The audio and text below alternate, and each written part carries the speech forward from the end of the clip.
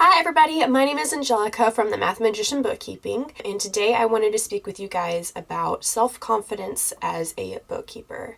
So for myself, I wanted to talk about some of the issues that I've dealt with as far as my confidence goes. Now, right off the bat, I've struggled with self-confidence ever since I was a little bit younger, and as an adult, it's gotten better, but there are still things that I have low self-esteem about and things that I'm constantly working through. And that's one thing with confidence, is it's always a work in progress. But one thing specifically for me that I have struggled with since I've started my business is imposter syndrome. And this, if you don't know what imposter syndrome, it basically means that you are doing something, but you feel like an imposter while doing it. Like you feel like for instance, like I'm not an actual bookkeeper, like I'm a phony. And this is something I've struggled with pretty much since I started my business, and I think that stems from the fact that this is pretty much like my first ever business that I've pretty much started from the bottom. I mean, I tried the makeup artistry thing, and that certainly didn't go super well for me just because I probably didn't stick with it long enough. I had the capabilities to make it work, but I didn't have enough clients and didn't really know where to find them as easily, and so that sort of failed. And then starting over in with bookkeeping, I knew enough to start a bookkeeping business, but I didn't have, a accounting degree or 20 plus years of experience under my belt whenever I first started. And so I just kind of felt like, yeah, I'm a phony bookkeeper. And that's something that I still continue to struggle with, but it has gotten better. And so I want to talk a little bit about, let's not focus on the negative anymore. Let's talk about what actually helps build that confidence. Like I said, it's always going to be a work in progress. It definitely is for myself, but there are things that can help with that. Some of these things that I'm going to mention are going to be pretty generic to any person and also any profession. But one of the things that really makes me feel confident and like I'm put together is putting myself together. So most of the time whenever I'm working from home, I'm wearing sweatpants or a robe, or sometimes I'll wear like athleisure clothes, like yoga pants and like a tank top or something.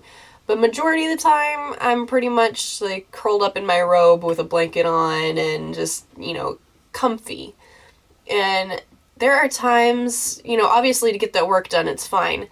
But something that actually really helps me, like one thing that I do whenever I make these videos, if you haven't noticed, is I'll put my makeup on. I'll get a little more glammed up and dressed up and treat this almost as if I'm going to meet with one of my clients or, doing a public speaking forum.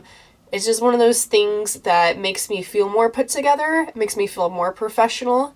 And so something I'd suggest to you is, if especially you're working at home, is take a moment, take care of yourself a little bit, and put on some, it doesn't have to be like slacks and a dress or skirt or anything, but take a moment to kind of dress up like how you would to go meet up with a client, or how you would dress up sort of to go on a date or something like that, that makes you kind of feel, like how you'd feel whenever you usually feel your best and like the most confident. Like for me, it's whenever I'm going to go on a date with my husband and I'm excited about it and I'm going to dress myself up and make myself cute for him.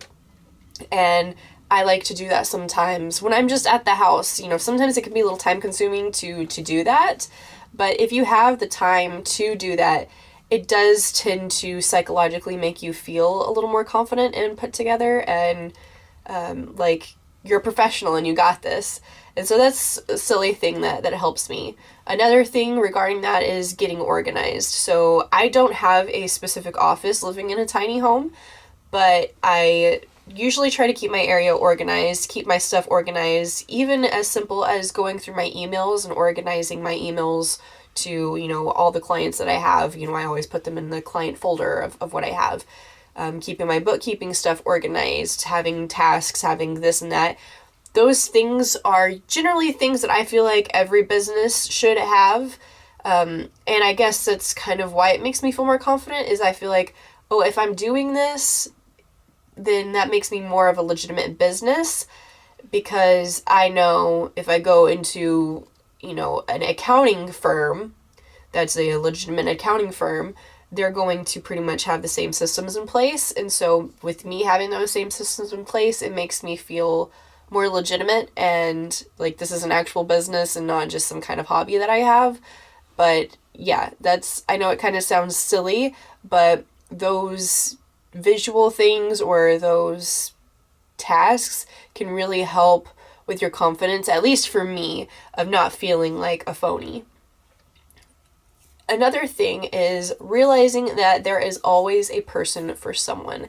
I actually just got done binge watching a reality dating TV show on Netflix, and some of the people that got together in this dating show, you're thinking like, wow, I don't really understand how this dynamic works, but some of them do work, because even if that's not typically the type of person you would go for, that someone else is going to want that person.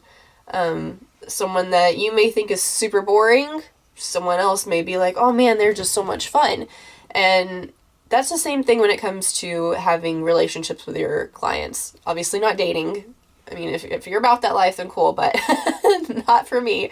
But I mean, having the relationship with like a potential client. Some people are just going to want to work with you solely because they like you. They like the way that you maybe talk about things. They just, like for me, with joining Bryce's program, I wanted to join Bryce because I liked the way that he was. He's very like straight and to the point, and I really appreciate that in someone. And as opposed to, other programs out there, I just really preferred the way that he laid things out, his work ethic on things. And that really stuck with me. And so I know, like right now, I have a potential client that I have had to reschedule so many meetings for, and I feel terrible. Like I was supposed to have a meeting with him earlier this week, and then I got COVID and couldn't meet with him. But we've been pretty much rescheduling meetings for me to go meet with him for like 2 weeks now, and it's been crazy. Throughout all of this, I'm like, he's not going to work with me because I've been so like flaky. But he is still, and also I have no idea anything about Sage, which is the accounting software they use, and I've told them this, and like, I don't know, man, I don't know if it's worth it. They're like, we're willing to pay you to learn Sage, we're willing to pay you extra time to do that, we're willing to pay you this and that, and da-da-da-da-da, and I realized it's because they actually like me. They actually like, there's something about me that they specifically like. I don't know what it is, but there is something that they are drawn to wanting to work with me specifically, and it's really endearing. Sometimes, like I said, I don't understand it whenever it feels like people have so many other options, but it is very nice though to think that someone is willing to work with you even through all these issues, even though I don't have perfect knowledge of this and that. They're typically like kind of gambling with me being able to figure everything out, but the fact that they have faith in me and be able to do it is really cool. So there will be someone out there that wants to work with you specifically because they like you. I mean, there's some people that we watch on Twitch and YouTube, and we follow them and subscribe to their channel and support them because we like them. We like their personality. We like certain things about them. And so, that's why there's so many different channels and people that you can turn to, influencers and stuff that you may be like, man, I don't understand how anyone could follow that person, but to someone else it makes total sense. So just realize that as well for you, that someone is going to want to work with you solely just because they like who you are. So another thing that is super helpful is asking for reviews from clients. And if you don't have clients yet, if you're just starting out, maybe ask for a performance review from your employer. Ask for a review from your coworkers. Basically, these items are going to kind of give you some feedback, and even though you may feel a little scared to do it, like, oh God, I'm scared of what they're going to say about me, more times out of not, they're going to actually say something wonderful about you. There may be a few things that are thrown in there on the survey or that feedback that are honest criticisms, And if that's the case, then please do not get offended, because those criticisms are actually going to help you get better and then be like the ultimate business owner. Because if you are humble enough to take that criticism or that feedback and be able to turn it into a superpower, then you're going to be on top forever and always, and you're going to have clients that want to work with you because you're able to be humble enough to, like if someone said they're great but their communication lacks, then you can take that and go, okay, now I know what my client expects of me. I'm going to work really hard to be better about communication, and not for just this client, but for every client, and so on and so forth. So don't get offended whenever someone gives you that feedback, but just focus on the actual good things that they have to say about you. I see it so many times, like I mentioned, on YouTube comments or Google reviews or whatever. There's Amazon reviews, whatever. There can be like so many different reviews, good or bad. And 9 times out of 10, the bad reviews are just silly. Like, I've seen so many reviews for Amazon products that are just outrageously silly that I'm like, that's a you problem, not the product problem. But, like I said, it's more than likely that person's problem more than your problem.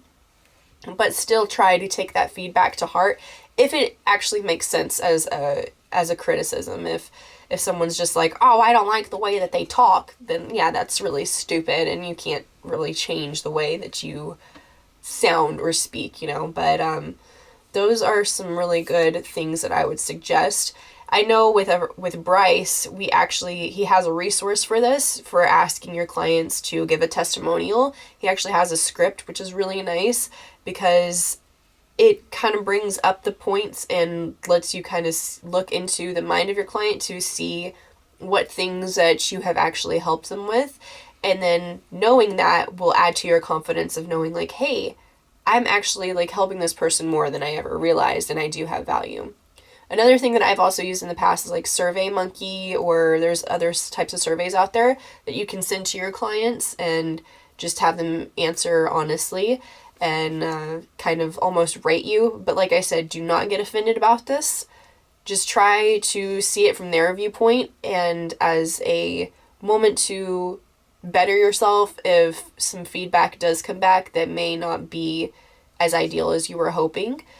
But I guarantee you more people are going to want to speak highly of you. There's probably a reason they're still working with you, right? If they didn't like you, then they wouldn't work with you anymore. Another thing that has really, really, really helped me is referral partners. And I've talked about it in other videos, but referral partners are basically, they could be another accounting professional, they could be a business coach. They're basically just a resource that you can use to refer people to, and they can refer people your way as well. So it's kind of like a, if I scratch your back, you scratch mine kind of relationship situation. And so I had, when I first joined back in like June or something, I had reached out to a bunch of these potential referral partners on LinkedIn and set up several meetings. I'm talking like 3 or 4 meetings a week with referral partners or potential referral partners. And some of them I had a great enough relationship where I felt like, oh, I want to refer people to them. And some of them there wasn't that great of a connection there, or it kind of just felt like, oh, they want more out of me than I'm willing to give. Like they were trying to sell me something or something. But the best thing that came from that though was the more meetings that I had with those people, the more repetition happened, and the more I was able to talk about what I do in my business and how I'm able to help people. And that kind of reinforced in my mind, like the more I said it out loud, the more I was like, yeah, I do got this. Yeah, I am a bookkeeper. Yeah, I can help with accounts payable. Yeah, I can do their receivables. I've helped businesses do this. I've helped businesses do that. Granted, I wasn't like, oh, I'm so cool, but it made me feel like, I'm not a phony bookkeeper. I'm actually a bookkeeper, and I've got this in the bag. And I would get compliments all the time of how I conducted myself, professionally. And there's a lot of times where I feel like, oh, I'm not a super professional person, but people will tell me like, oh, you're a bright young woman. And like, that's great. Thank you so much. But having those meetings before you actually have meetings with clients is super helpful. And then whenever you have your meetings with clients, the more you repeat certain things, like I said, it's going to just confirm it in your head and reiterate that you've got this and you shouldn't doubt yourself. Along with having those meetings, record any consultation you have, even if it's with a referral partner. Record pretty much any meeting that you have and then play it back. Watch yourself. Analyze yourself and make give yourself honest feedback as well. And kind of figure out like what happened. Like if something went good, what did you say that ended with that client wanting to work with you? If they didn't want to work with you, what happened? Where did the client hesitate that you can actually analyze and review that? And with Bryce's program, it's really nice because whenever we do have these items, we can record our phone calls, meetings, what have you, and send them to Bryce, and he will do an honest assessment of it and tell us, what worked, what didn't work. And again, do not get offended if someone does that, but it's really nice having that accountability partner and kind of someone else's eyes watching that is, running a very successful business themselves, and to be able to go, okay, well, this is what you're doing and that's wonderful, but maybe you needed to ask a little bit more questions. Maybe you were talking too much and you didn't give your client enough time to talk. So it's really nice to be able to look back and do that and critique yourself and then actually have someone kind of give you that feedback as well. It's similar to having your clients give you that feedback, but with this, it's more of a better way to understand how to actually close a sale and to not get offended. Another thing leading up to that, do not be discouraged whenever people say no. Sometimes it can be really difficult, especially when you're starting out and you almost feel desperate to get a client. You need a client. Do you need the client more than the client needs you? And I remember thinking like, no, I need the client more than they probably need me. Like, I need that money. I need someone to work with me. And then he makes you kind of realize, like, actually the client needs you probably more than you need them, because they don't have their finances together and they're probably racking their brain on how to budget and how to do all these other things. And so they actually need you more than you need them. And so whenever you go into that mindset, you realize if someone says no, then it probably just wasn't a good fit. I know there's been a few times where I've been like, man, I really dodged a bullet with that one, because maybe they hesitated whenever I told them the price and they didn't want to work with me. And if that's the case, then, not necessarily good riddance, but maybe they were going to be a cheapskate. They could have probably given me issues every month whenever I asked them to pay the bill. Maybe they hesitated when I told them my, lack of experience or lack of 20 years of experience or whatever. And they kind of faltered at that. Maybe they wanted someone that did this or that. If they would have worked with me and I wasn't able to live up to their expectations, then it would have just been a very stressful situation. So having someone say no to you is not the end of the world. And like I said, I know that can sound like a lot when you're first starting out because you feel desperate enough to get that client, but realize that just because someone says yes to you does not mean that it's going to be a perfect situation, and especially if they aren't the right fit for you. You have to be just as picky as your client or your potential client is. Another thing that really helps your confidence is focus on what your biggest business goal is. Sometimes when I'm lacking confidence or motivation, I sit back and think about why I started my business and what I want to achieve out of it. For a lot of people, that could be, financial freedom. It could be independence. It could be a way to travel, to retire themselves eventually, to retire one of their family members. For me, it's somewhat all of the above. I remember wanting to start my own bookkeeping business for when I really enjoyed it, but I've always had that entrepreneurial spirit where I've always been pretty independent and wanted to work for myself as opposed to someone else. I've always worked for someone else in my career path, and so being able to do something on my own where I just have to answer myself or to my clients, has been really nice. And then I knew building our tiny home that eventually we wanted to travel, and so being able to have a job that's flexible enough to do that, and then to also have financial freedom. And yes, the money and the confidence can go hand in hand, because the more that you close, the more your confidence goes up. But I guess being able to realize, like, hey, I got this on my own, and no matter what happens, I'm going to find growth, and I'm going to learn from this experience, and my confidence is going to continue to go up because I realize that I've got this. So those are kind of some of the suggestions I would make to be able to have more confidence as a bookkeeper. Like I said, it's always a work in progress. It's something that I struggle with occasionally. I am not a super confident person right off the bat, but there are moments where I can have confidence, and there are moments where I feel like, man, I do not know what I am doing at all, and that imposter syndrome kicks back in. And then there's times when you're reminded, like, why did I ever feel like that? Like, literally this last weekend, I was chatting with one of my clients that I had received from one of my subcontracting jobs. And for 6 months now, she's been dealing with this issue of where her QuickBooks desktop, she had to transfer to QuickBooks Online.